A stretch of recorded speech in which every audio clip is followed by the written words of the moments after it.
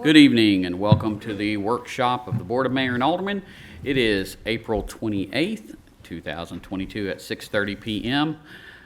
Call this workshop to order. The prayer next Thursday night, and we are meeting next Thursday, not next Tuesday because of Rutherford County elections. The prayer next Thursday will be by Vice Mayor No, the Pledge of Allegiance by Alderman Coates. You should all have a copy of the minutes. The April 5th, 2022 regular meeting. We will have a Girl Scouts Gold Award recognition. We'll have departmental reports. And then after that, moving on to old business, second reading ordinance 2022-07, an ordinance to amend the fiscal year 2021-2022 general fund budget. This is second reading. Is there any questions on this? Okay, moving on to second reading ordinance 2022-08, an ordinance to amend the fiscal year 2021-2022 stormwater fund budget. Again, this is second reading. Is there any questions? Second reading ordinance 2022-09, an ordinance to amend the fiscal year 2021-2022 water and sewer fund budget. Is there any questions about this item? Okay, seeing none, we're going to move on to our very lengthy consent agenda. And Alicia, you're not wanting to start first? Who's? I'm going to let John start. You're going to let John start. Come on up, John. Is that the first item? Good evening. For those of you who don't know me, I'm John Gehring with CTI Engineers, taking over for Neil, who has since retired. We had a bid opening for the Upper Chaney Woods Interceptor Sewer, segment 4 and 3. And as a result of that, we had 3 bids. Of those 3 bids, the lowest responsive bidder was for Norris Brothers Excavating, LLC, in the amount of $3,498,060. The next lowest responsive bidder was from Mofield Brothers Construction Company, LLC of Carthage. Their bid amount was $5,920,590. Now, in reviewing the lowest responsive bidder, we went through a list of references they provided. As a result of that review, Norris Brothers is not very responsible. There were several items that were found lacking when we talked to these references. Some of those being the quality of work, not paying attention and complying with the details of the plans, lacking in construction administration, completing projects on time, and paying subcontractors. A lot of them said that they require very close supervision. They require more project administration time. And on a few of them, they require joint checks being cut in order to pay subcontractors. A couple of them even said that they wouldn't recommend awarding a project to them again in their area. So, based on this, what we've decided or what we've determined and what we're offering here is like 3 recommendations. One would be to award this project to Norris Brothers, but in order to do that, you got to understand that it's going to require a lot of oversight on your end and probably on our end as well. And by that, I mean you probably will want to have a full-time resident project representative on site, just watching them constantly. A second option would be to reject that bid and award to the next lowest responsive bidder, and that's Mofield. Of course, that's a considerable amount of money However, when we checked on their references, several of them talked about how the work was performed. It was good quality. Their employees on site were very knowledgeable and qualified to perform the work as required. And then the final option would be to just reject all bids and rebid it again in hopes of trying to find or secure another bid. But, you know, that option alone is not guaranteed you're going to get something lower.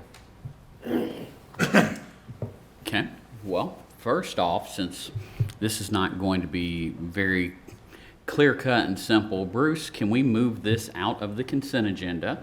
Let's move that on into new business for Thursday night. And then, Board, I'll open it up. I mean, what are your thoughts? Because this is a sizable chunk of money difference between the two bidders, but there's also some issues, it sounds like, with reliability. So, what are y'all's thoughts? My first question is, on our sheet, you got the third company, the Cleary Construction, so you didn't mention those. Is that still part of the bid? It was, but they were $6,300,000. Cleary Construction's bid was in the amount of $6,374,188. They were the highest, so. I understand that. My question is, or my comment is, with that bid and the bid of the second highest, they are fairly close together compared to the first lowest bid. Yes, sir. Which seems to be dramatically different. There was some difference. In addition to those references, we also saw some discrepancies in the bid items. Some of them were just really, really under the amount that we would consider, that we consider normal for this type, for this bid. So, to that, it's probably that they just weren't paying attention, or they didn't, either they didn't adequately price those bid items, or they underpriced them because they really wanted the work. My second question is, how long did it take to get these bids put together? Oh, the advertisement is about a month. So once they start, procuring the sets of plans and bid documents, anywhere from 1 week to 3 weeks.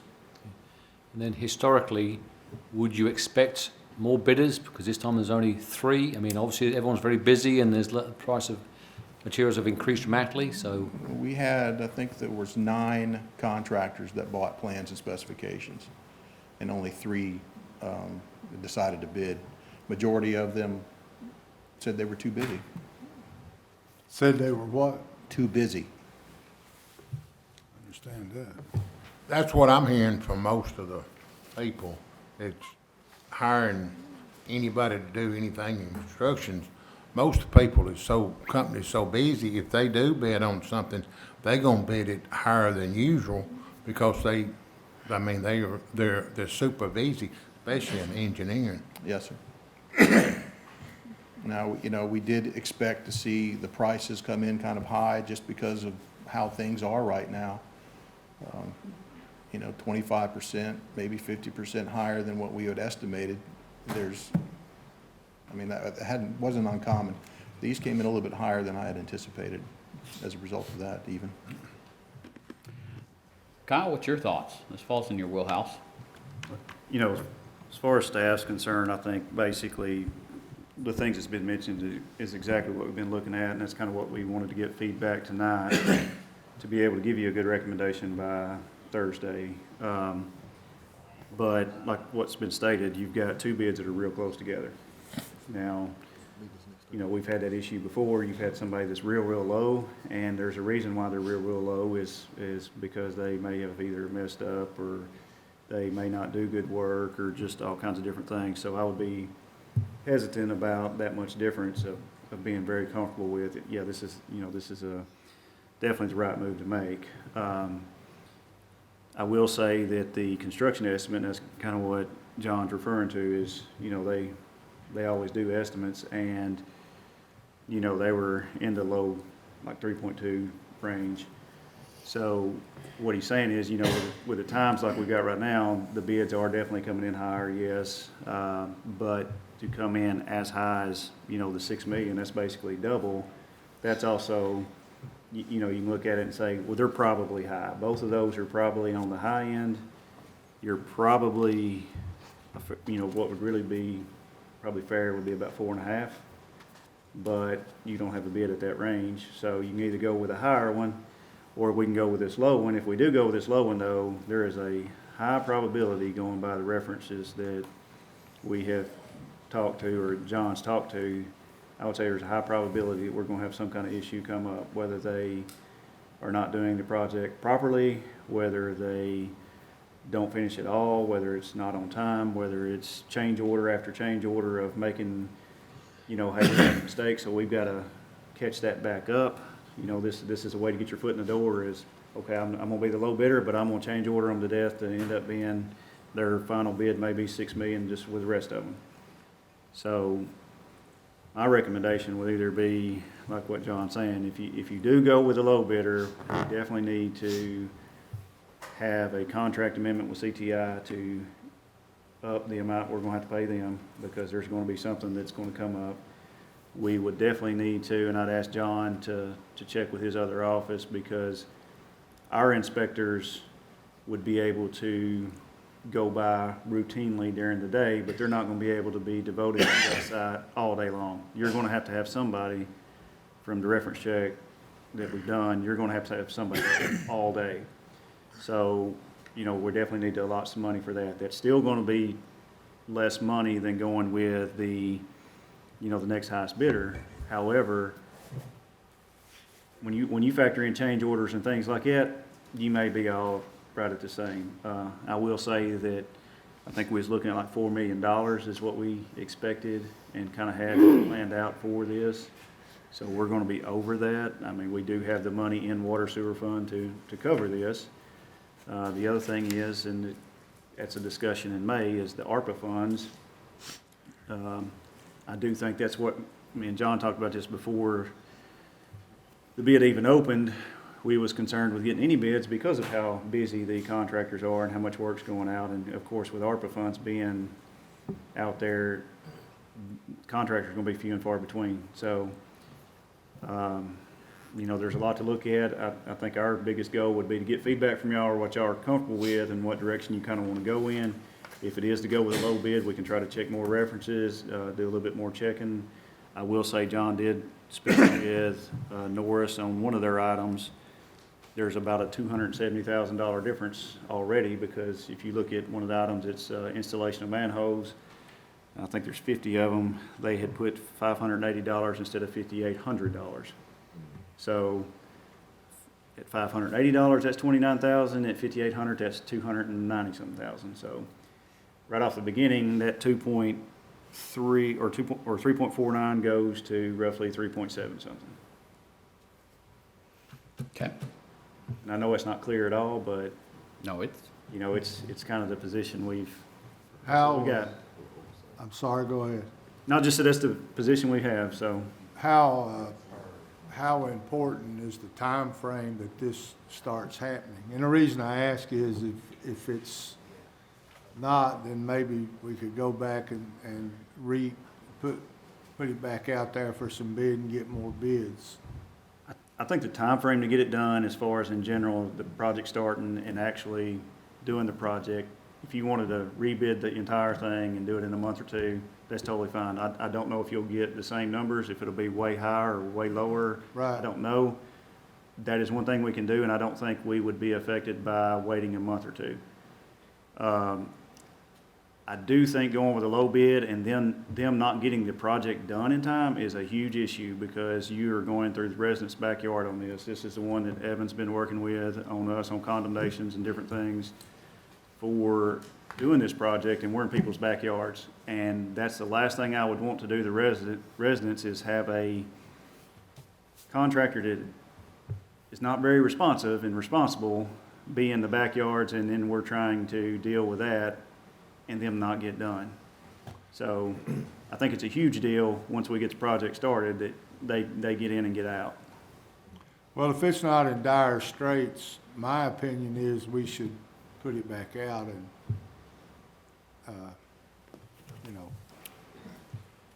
can get some more bids, because, man, that's almost, $3 million.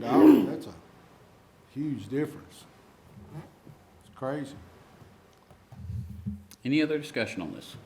One other question, in your experience on the insurance bonding companies, of the two of Mofield and Cleary, do you have any recommendations or thoughts on the backup that they're supplying? As far as the Merchants Bonding Company, the Mutual for Mofield and Westville Insurance for Cleary Construction? Any comments on that? I'm not sure I understand. the Obviously, if question. something happens, we're going to be calling on the insurance company or the bonding company. Do you have any pros or cons on the, Oh, on them? No, Yes. sir. No? Is there anything negative to each one of them? No, not that I'm aware of. Who did you get your references from? From the contractor.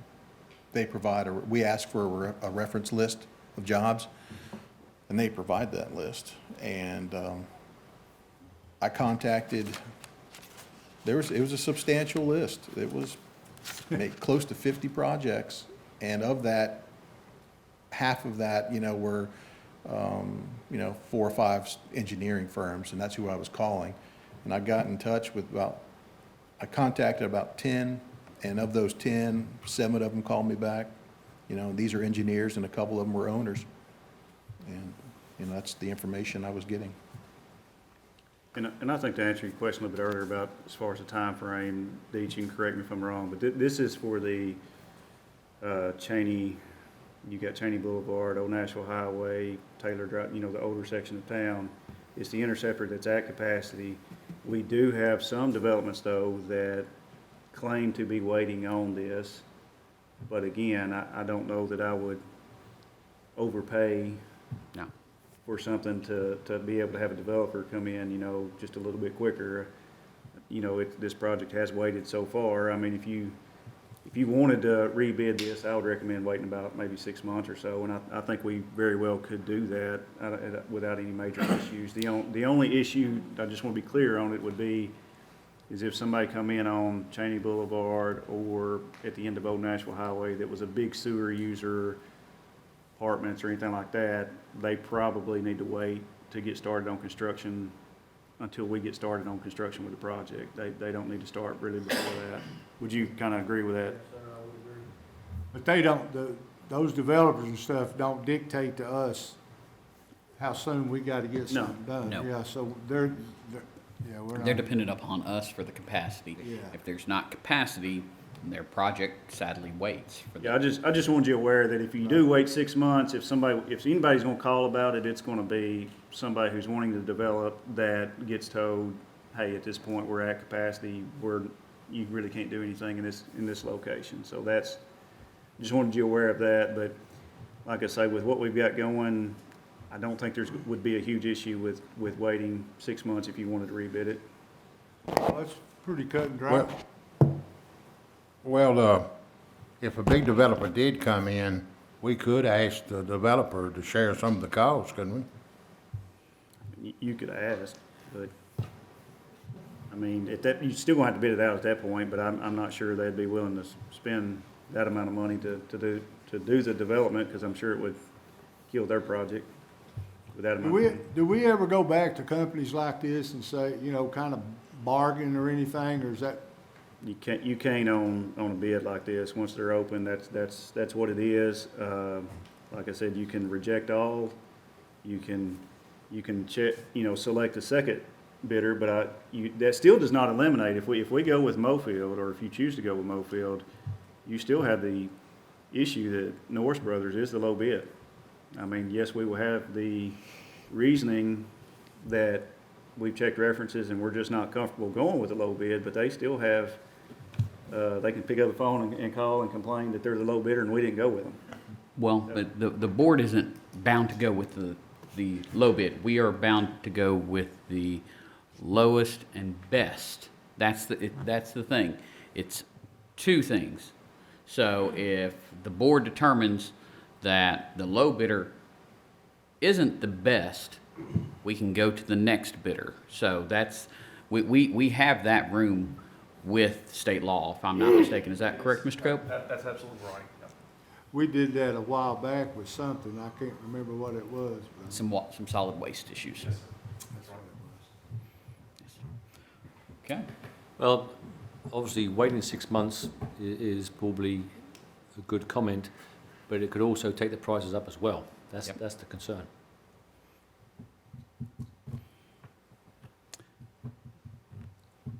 So we've got some decisions to make. Bruce, is that as clear as can be? What we'll do is we'll move this down under new business. If any of you have any further feedback, feel free to email that to me. We will continue the discussion on our side and see what other options there might be. And, when this comes up on the agenda next week, we can present that to you, and you make a determination from that point. Right. We can have a motion for everything. Thank you, John. All right, thank you. So we can have a motion to, Do whatever action we decide. And if you have any questions, just send us an email. We can, if we don't know the answer to it, we'll definitely try to get the information and provide it to you Thursday night. That way you have it. Absolutely. Thank you, Kyle. Okay, Felicia. I've got the dog park fence. Okay, they would like to go with the bottom rail, but that would up the price by $10,500 to put a rail around the bottom. It's $47,400 for the 4-foot galvanized fencing. With the tension, it would be tension wire, it would be $2,250, and it's $10,500 with the bottom rail. So it's quite a bit of difference, but can a dog get out through the tension wire and get hurt, or is it better to have the rail? Alicia, I had talked to David a couple days ago, and he had recommended that we go with the tension wire just because of the cost and Okay.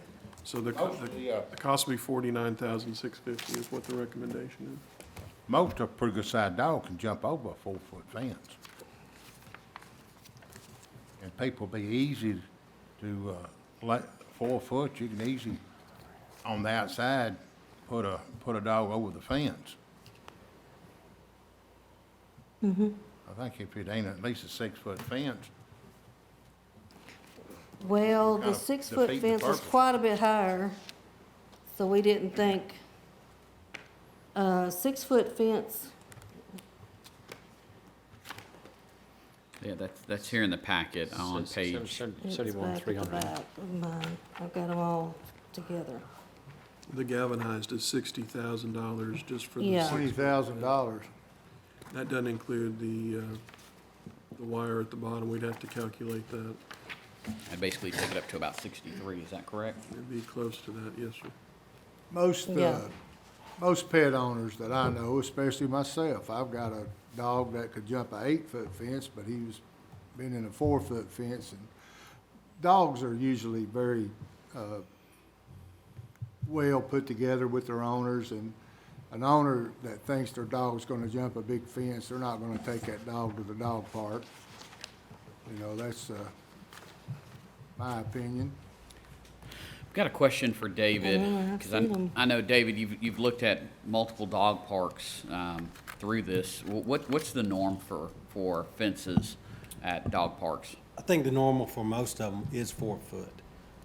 Like Vice Mayor Noe was saying, it's the owner's responsibility once they get there to control their animal. If they're afraid their animal's gonna jump over a 4-foot fence, which is most residential backyards are 4-foot fence.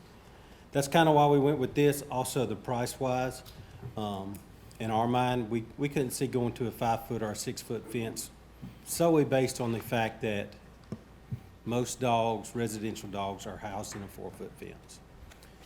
Okay. We don't think we'll have any issues out of that as far as dropping strays off. I'm not aware of any other dog parks having issues. We did reach out to Smyrna, and they haven't really given us any feedback negatively on their 4-foot fence, which is ours is chain link. Theirs more of like a farm panel fence. Okay. Any other questions about the I know dog on park? Facebook, all the time people dropping dogs at the park, I see that quite often, so Well, we may have that issue somewhere down the line. That's just people being irresponsible. I mean, I think we're trying to offer a good product to the public, kind of affordable and within our budget. I'm afraid if we go anything over a 4-foot fence, it may be overkill. We may experience some of what you're talking about somewhere down the line. I'm not sure. Like I said, I don't know if there's a whole lot of data out there that says we should stray away from the 4-foot. Thank you, David. Hey, I went by there today, man, the parking lot is looking great down Did a there. great job. Yeah. And thank Mike for that. He got on top of that quick. I can't thank him no more because he got on to me last week about it, or whatever it was, so. Fire admin too, they finished that today. Thank you, David. Yep, thank you. And we have street striping, which is basic what we need, after roads are paved. We have the guardrail repair and replacement, and they would have to do the terminals and ends as they are. They would replace them just like they are. And then we have the janitorial cleaning bid. That came back way under what we were expecting. Would like to give maid attendants a chance to do that work. Okay. And I'm out there, let's see. And then I've got the Industrial Boulevard Sewer Pump Station. The Smith and Loveless for the pumps. That came in good. Then I have one more. Can I skip him real fast and do? We just have the new truck for the police department that's on state contract. That is for the crime scene tech. Okay. Any questions on the crime scene tech vehicle? Okay, well, let's Is that it for her? believe so. Did we talk about the mower? I don't have anything on Okay. Oh, sorry, that must be me. That one's David, yeah. The Sourcewell contract purchase for the mowers? Yes, sir. I think we have that in this year's budget. We're gonna try to pull that forward. During the annual planning retreat, we had requested 2 for next fiscal year. They won't actually process the request until they have a PO. We think we can get it before July. Our vendor thinks he can get it before July. Our plan is, if it's approved, to get him a PO next Friday morning. Okay. And that is under state contract bid. Okay. Questions? Thank you, David. And then let's go back up. Do we have the Public Works and Community Development Services Facility site work? Hi, I'm Bert Morton. I work with Civil and Environmental Consultants. We're the engineers of record for the Public Works facility. So we had the bid opening for this, for the site work portion of the project yesterday. It was a rebid. The initial bid date was March 31st. We had 0 bidders. So we rebid for an opening date of yesterday, received 2 people on the bid list, and only one bid was received. The bid was provided by Rosso Constructors out of Murfreesboro. Their amount was $2,372,152. The engineer's opinion of costs that I provided in March was for $1,755,655,000. So a difference of $616,000. I reviewed the bid and my estimate from before. Given the inflation that we've seen over the past year, my bid items my prices came off of a TDOT average unit bid items from 2021. It's generally my go-by, and then sometimes some local bids that we've had from other projects too. So I think the big delta was involved is it's a lump sum bid for a 16-acre project out on near Shreveman Boulevard. It is wooded. There is a lot of rock, and we bid this on an unclassified excavation basis. So cubic yard costs the same whether it's rock or topsoil or whatever. So the number I used for a cubic yardage basis on my estimate was $12, which we had been using for larger earthwork projects, 20 to 40 acres. For this one, since it's 16 acres, it's a bit smaller. I believe that the geotech report has fairly shallow bedrock. It's not as bad as you think, but I wouldn't be surprised if that unit price item would have been around $20. With $20 in on my bid, it put the number over. My estimate would have been over what the bid was about. So, in summary, the bid that we received, it doesn't look unreasonable.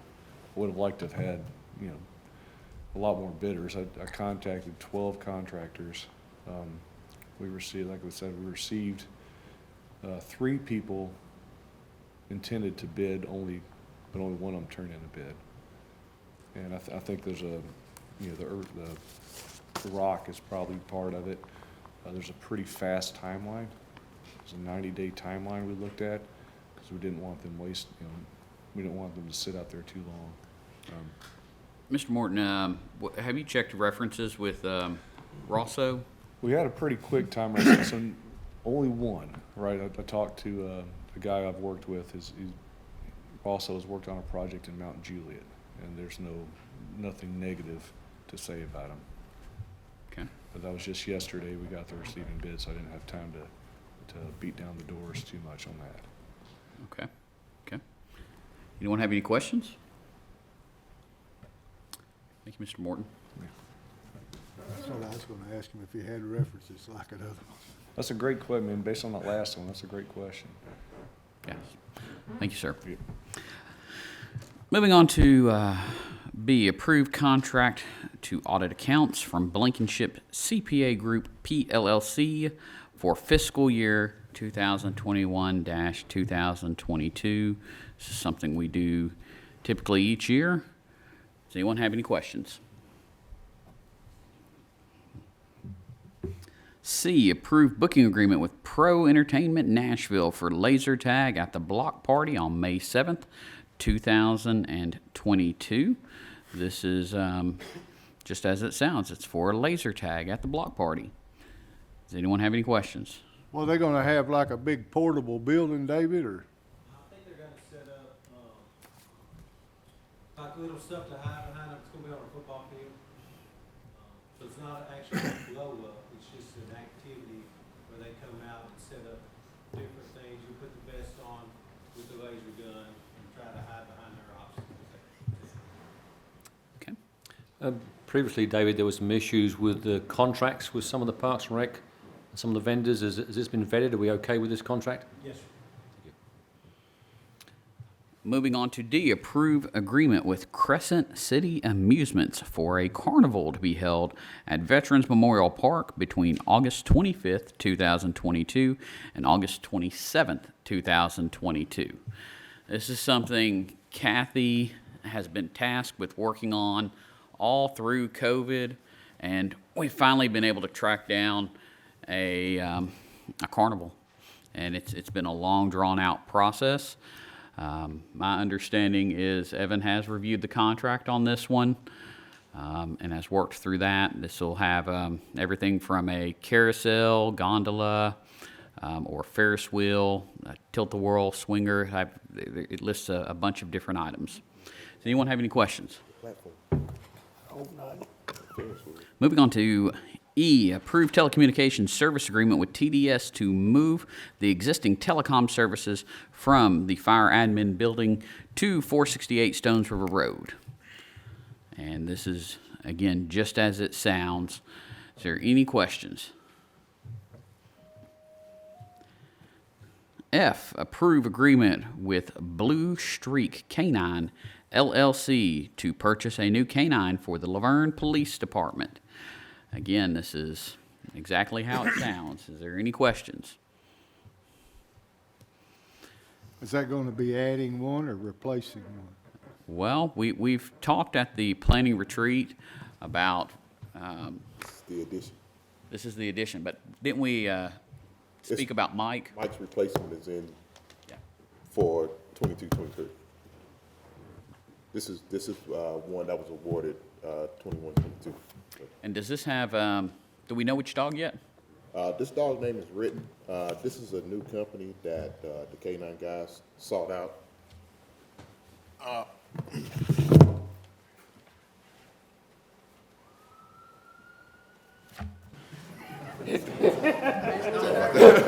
When he stands up, he stands up. So this company, we still deal with US K9, who we've dealt with in the past, but this is a new company, and one of the reasons why I'm going with this company is because one of the things that they provide that US K9 did not provide was a warranty on their actual product, which we've shown in the past that because of the training and the dogs having to be broke to get the training that they need, there's been some issues that we've had to deal with on the back end of it, but this company actually puts if I'm not mistaken, maybe a 2-year guarantee on their product, so that's one of the reasons why we want to work with this company. Okay. You said the new canine unit's name is Rick? Written. This dog's name is Written. Written. John Fastmeyer, if you all know him, he's going to be switching over from Crown Suppression to K9, which will give us have 4 K9, 4 teams, which will give us 7-day coverage. So we'll have a K9 here every day of the week. So if this is approved, when will it be ready? Oh, the dog's already ready. It is? We just need Thursday to come and all that good stuff. I got you. And this company's in Arkansas versus Louisiana. First, yeah, so it's a lot closer. Okay.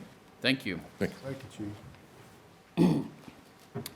Moving on to new business, first reading ordinance 2022-10, an ordinance to amend the City of Laverne zoning ordinance by changing the official zoning map for tax map 17E, Group B, parcel 23, consisting of approximately 0.49 acres located at 396 Old Nashville Highway, from an R1 low-density residential zoning district to a C3 neighborhood service commercial district.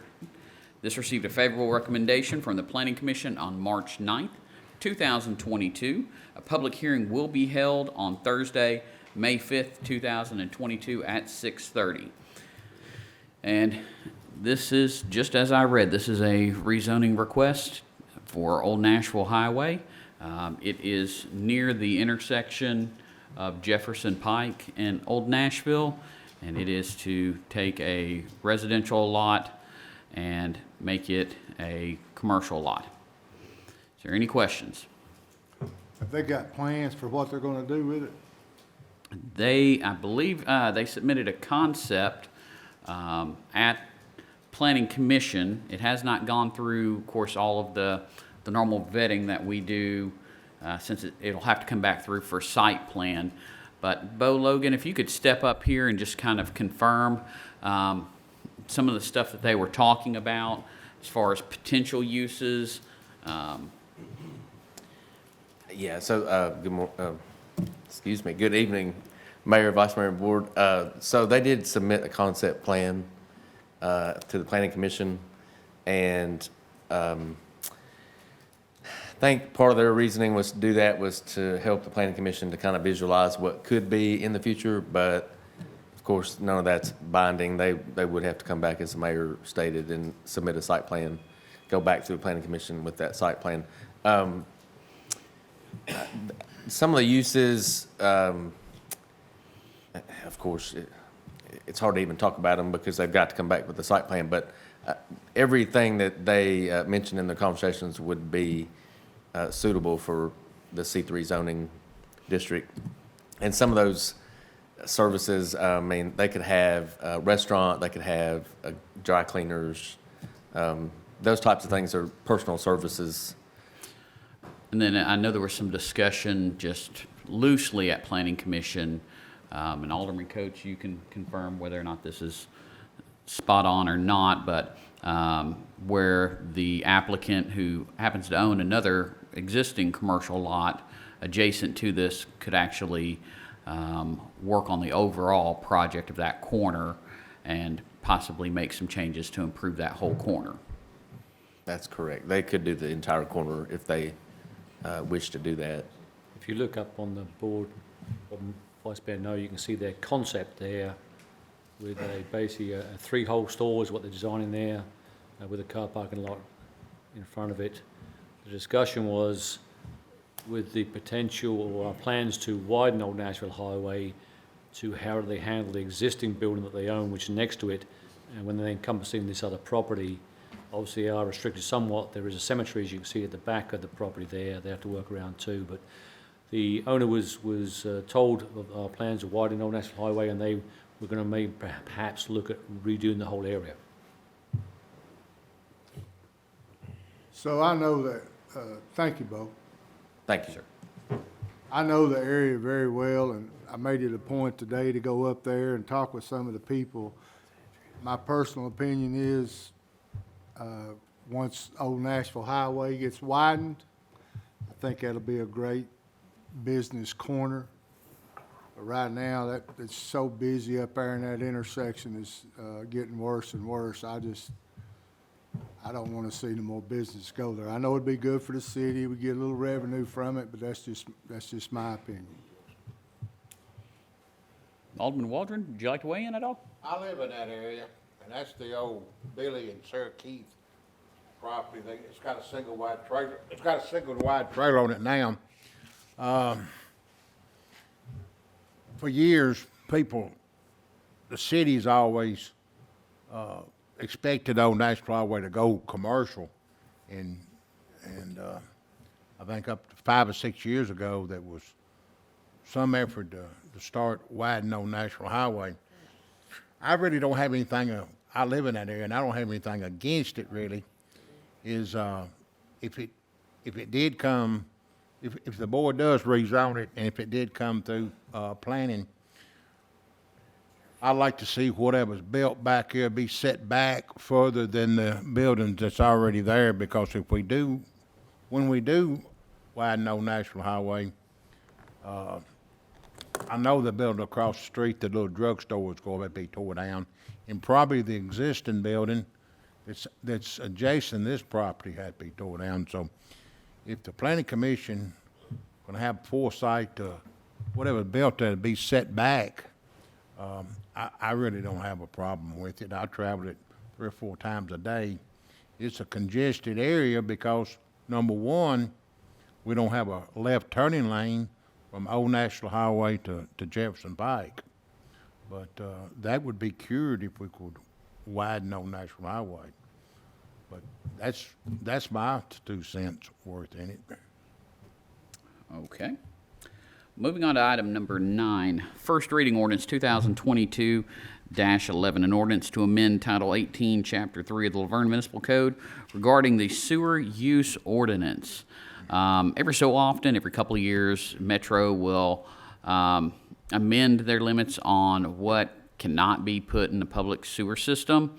They usually send us an update to those tables and with the new limits. In the past, pretty much with those tables in the municipal code, we would just update those. And so what's being proposed with this is to change the municipal code to reference their tables so that we don't have to continue doing these updates every time Metro makes a change. Does anyone have any questions? First reading ordinance 2022-12, an ordinance to amend the fiscal year 2021-2022 general fund budget. This is a budget amendment for the revenues received from the state's direct appropriations grant in the amount of $405,763 and various additional expenses that have incurred during the fiscal year. Does anyone have any questions? Moving on to number 11, first reading ordinance 2022-13, an ordinance to amend the fiscal year 2021-2022 stormwater fund budget. This is an amendment for the additional expenses due to the building engineering services.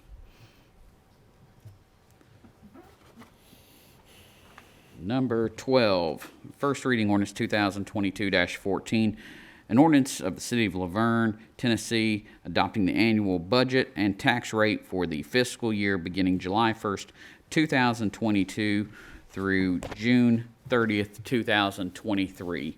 You should have all received a copy of the budget. And does anyone have any questions about it? I know we've had multiple meetings on it.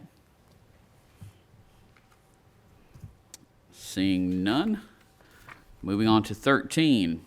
Resolution 2022-08, a resolution to write off uncollectible property tax accounts. This is totaling about $18,418.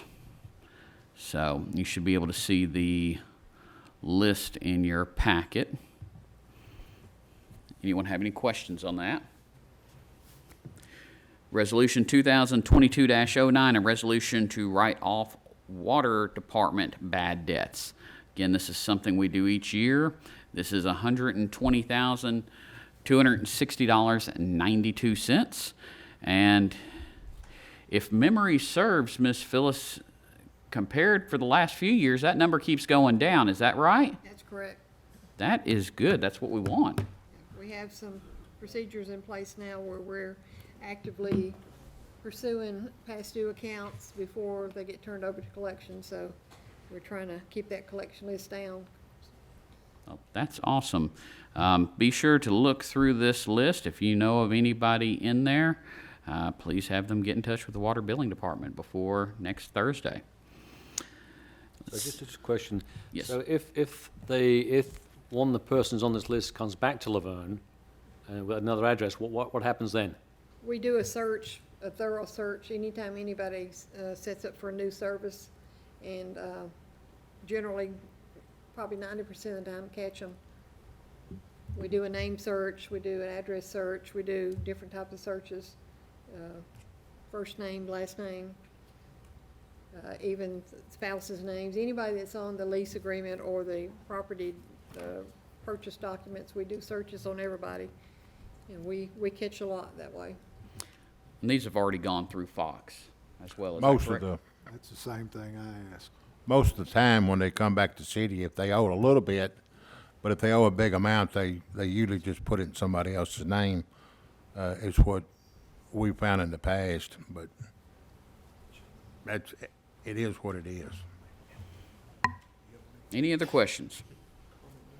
Okay, moving on to number 15, a resolution to amend the employee handbook regarding the drug-free workplace policy.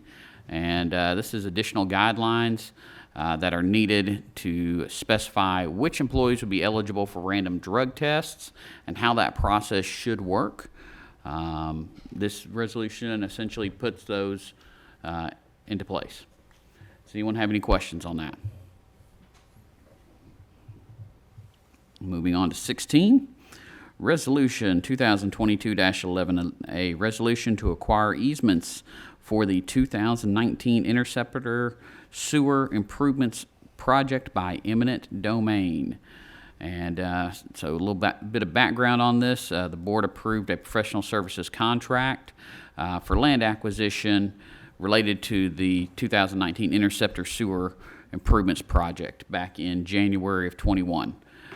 Crofton Associates, which is the group that we contracted with, they've been successful in obtaining 7 of the 8 easements that are required for this project.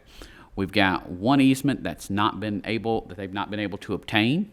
So the fair market value for this easement is $29,800. And so the staff recommendation is to move forward with the condemnation to be able to move forward with this project. Is there any questions? To add a little bit more detail on that, if you go to page 169 of 190, you'll see an email where basically what the property owner is requesting is not only the $29,800, they want $3,000 to move 3 trailers outside of the easement area, which is in addition, of course. Then they also want us to remove at our cost what they're referring to as a bank building. I do not know what the expense of that would be, but it's definitely not cheap. And they also want us to provide them with a driveway permit on Industrial Boulevard, that they want that guaranteed. So with all those reasons and requests, we basically said that we're not agreeing to that. Basically, we will proceed then with eminent domain. And that's why it's in front of you tonight, is just to confirm that that is true and that's what y'all want to do. And if it is, then we'll move forward with that. But they are most definitely wanting a lot more than just what the fair market value is. Okay, does anyone have any questions on this? What was the fair market value? The $29,800. And they were wanting, They want those four, what's stated there in that email. they want the 29 plus the other stuff to go with it. Yes. Yes, And then if we do this, what will they get? the $29,800. Well, That's it. basically, that would be up for the judge and everybody to figure it at a later date. What we would do is proceed with eminent domain to obtain possession of the property, and then the amount can be discussed, argued, back and forth, and ruled on Discussed. later. And Cal's right, Mr. Vice Mayor, and so what the city has to do before it condemns the property, it has to get an appraisal of what the value of the land that we take is worth, and then the city actually writes a check and pays that money into court. And so when the landowner gets the complaint, the landowner has the option to either accept the amount of money the city's paid into court, or the landowner has the right to challenge and claim more money if the landowner wants to do that. But before that happens, the city has appraisals and then actually pays that money already into court. How long has this been going on? January. They've probably had, I think this email was from back in January, and the reason why it's went that long is usually we bring to you in one package the tracts we're unable to obtain, so we'll bring it in one package and let y'all move forward with eminent domain for the remainder. We did have this tract along with two others that was part of Centerpoint Holdings, which is a property owners association. And basically, they was not contesting or worried about the amount. It's just a matter of who can sign the documents legally and all that. So once they got all that worked out and had their meetings and stuff, that's why this one had a little bit more time than usual. But they were approached before January. They've probably been, I'd say the start of the approach was 6 or 8 months ago, I'm sure. They've had plenty of time to make a decision, and like I said, they basically want stuff that, in my opinion, I do not think is in the best interest of the city to agree to. All right. Any other questions on this item? With that, I'm going to call for a brief recess before we move on to item number 17. We'll convey back in about 10 minutes.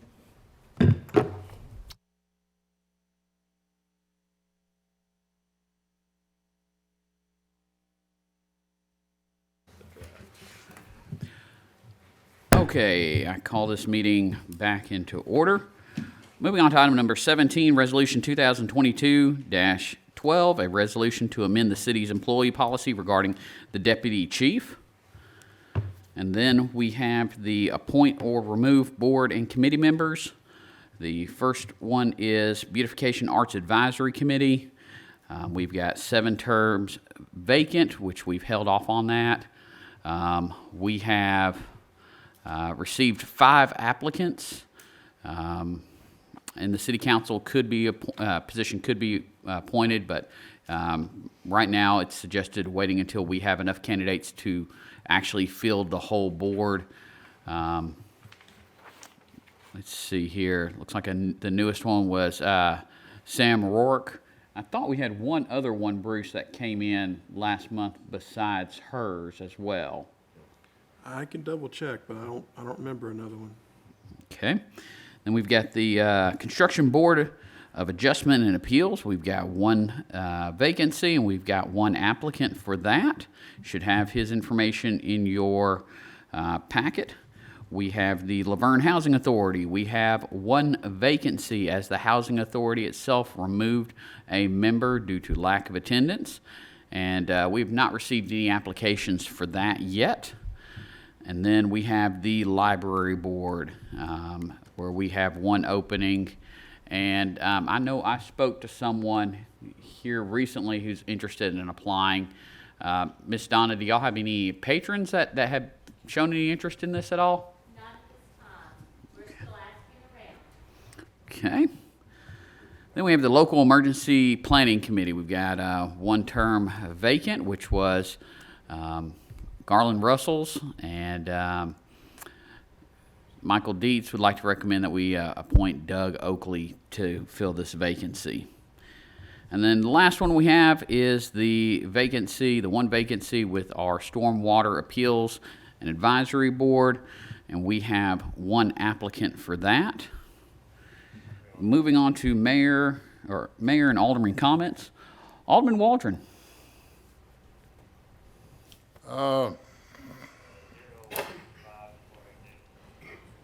Weather's changing now. Check on the elderly and make sure your pets have shade and fresh water. And that's all I've got. Thank you. Thank you, sir. Alderman Coates. No comments this evening, sir. Thank you. Vice Mayor, no? No, sir, got nothing. Well, I just want to remind everybody, of course, be safe out on our streets. Please be mindful of all of the speed limits. And then I look forward to seeing everybody on May 7th at our block party. Should be a lot of fun. With that, call this meeting adjourned.